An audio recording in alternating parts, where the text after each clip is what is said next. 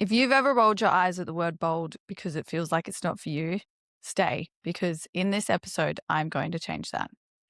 Today, I'm breaking down what audacity really means, why it is not the same as confidence, the moment I had to choose it without feeling it, and how you can start practicing it this week. My entire brand is built around the word audacity, not because it sounded good, but because it's the one thing that got me out of my comfortable mining job and into a life that I actually chose. I was able to stay persistent with starting a podcast, starting businesses, and reaching for heights that I never knew possible. And audacity was the thing that helped me do that. My goal here is to make sure that no brain goes to waste. So why audacity is not confidence? If I asked you to be more confident right now, could you? Probably not on command. So what if that is the wrong goal? Confidence is a feeling.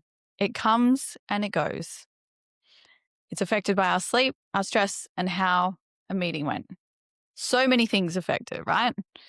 Most personal development content sells you the feeling. Just be confident. Just be this. Da da da da da. As if you can switch it on and switch it off. But audacity is different. Audacity is not a feeling. It's a decision you make before the feeling even shows up. You don't need to feel confident to act with audacity. That's the entire point. Audacity is what you do while you wait for the confidence to show up. So what does this actually look like in real life? Not the highlighted reel version that we all see on Instagram, the real one. It's rarely the big dramatic leap people picture. It's smaller and it's quieter than that. Audacity is sending the email you've drafted 10 times, saying the price out loud, and applying yourself before you feel ready.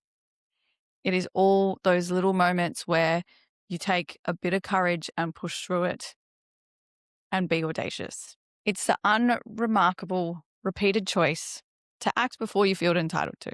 Every meaningful version of your life right now started as one audacious, unfelt decision, not a feeling of readiness. Trust me, I know that firsthand. It's happened to me so many times. When did I first have to actually live this instead of just talk about it?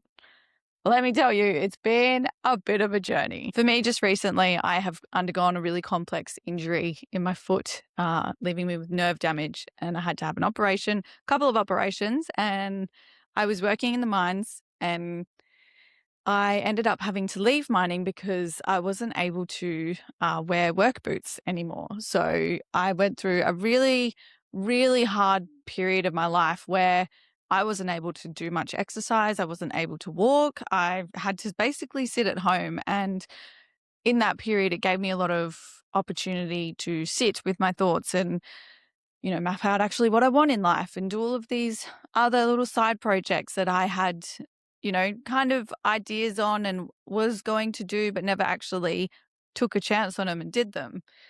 This moment, particularly for me, was the period where I actually found my audacity because I decided that, the workplace that I was in wasn't supporting me. And I realized that there was more to life. And I always knew that there was more to life, but I just wasn't tapping into that. And having gone through this injury situation, that actually showed me that, hang on a second, there's a lot more to life than what I'm just doing. And mining is just one part of it. It's a job.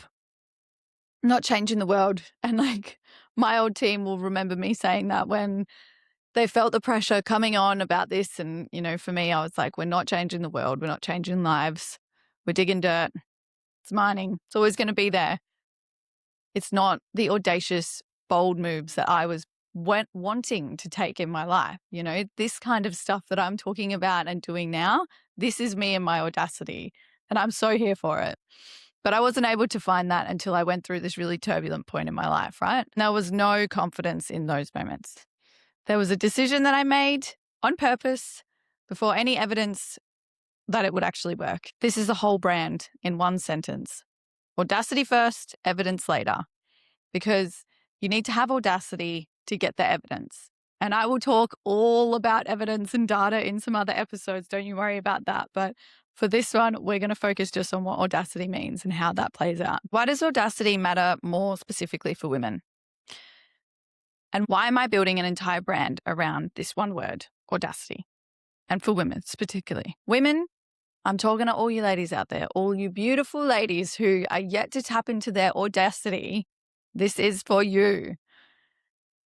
It's a long-standing thing that we are disproportionately taught to wait for permission, to wait for readiness, for certainty, for someone else to go first, generally the men. No offense, guys.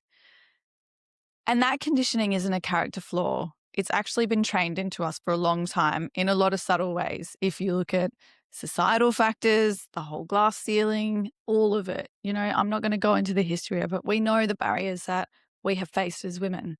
And my goal here is to help you uncover your audacity and push through that because, I've worked in a lot of different roles. I've worked in very male-dominated industries and absolutely executed, mind you, right?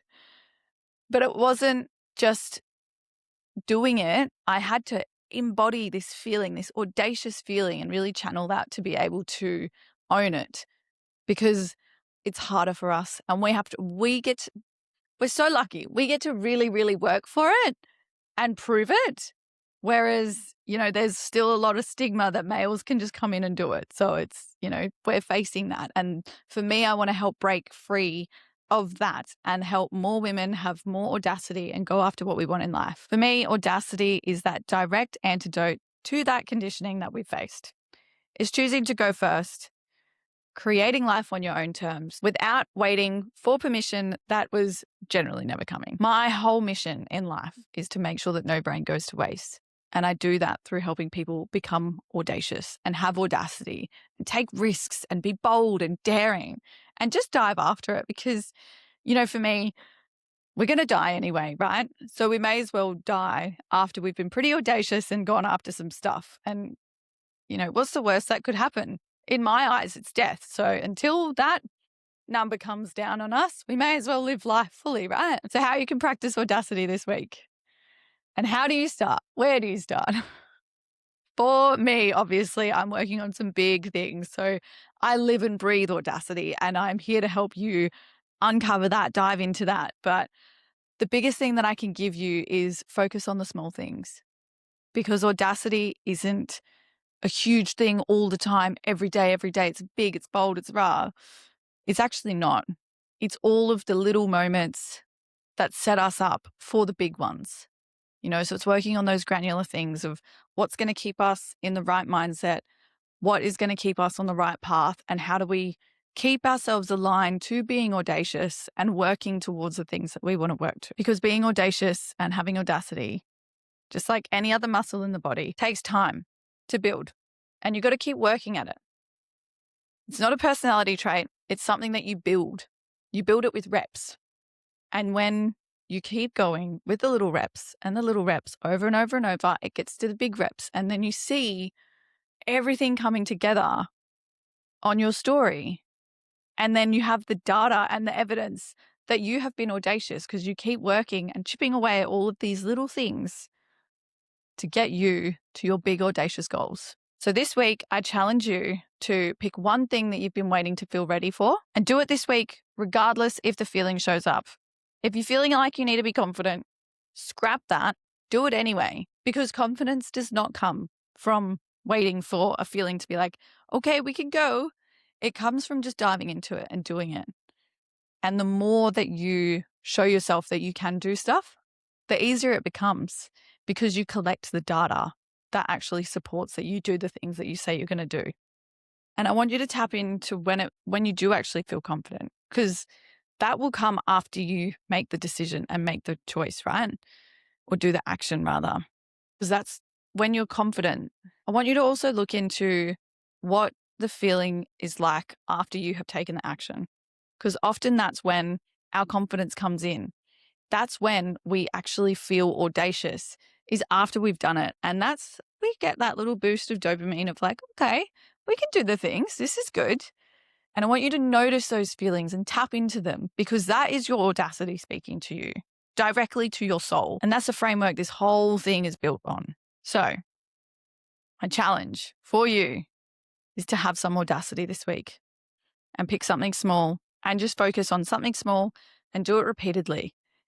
For me, It is actually making these videos. It's talking, it's inviting people onto my podcast. It's inviting people to do coaching with me. It's inviting a bigger network of people to come in my sphere and putting myself out there and talking about branding and personal development and actually living the stuff that I'm talking about, and if I can do it with my pass, I know that you can do it with yours.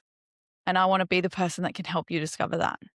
And if you're not sure where to start, good news is for you, I have a free audit that you can download and work through to find what your limiting belief is and tap into what you actually need to focus on to help get out of your own way and be more audacious. Now stay around because there's plenty of other videos, or go check out the podcasts where I do interview with guests and entrepreneurs who have some incredible stories about living and breathing audacity.